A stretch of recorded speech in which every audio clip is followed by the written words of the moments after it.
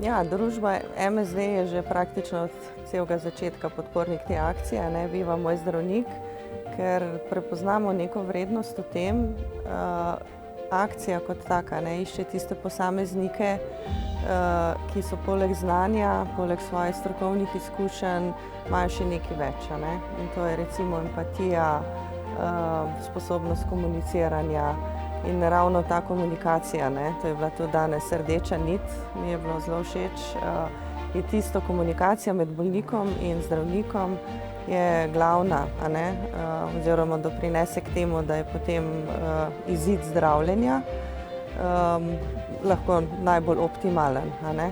In tudi ta komunikacija bolnikom omogoči, da imajo večje zaupanje, a ne, in v zdravstveno stroko, v zdravstveni sistem, ampak tudi v zdravljenje moderne medicine z inovativnimi zdravili, ne.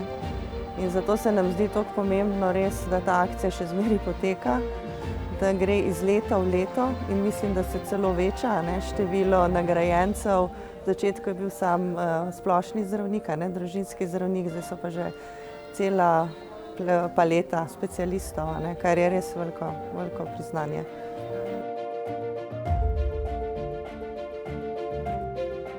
Ja, to je po mojem zdajle težko oceniti, a ne, ker epidemije še ni na neki način konec, a ne, ampak sigurno ima komunikacija eno zelo pomembno vlogo, tako kot mediji, a ne.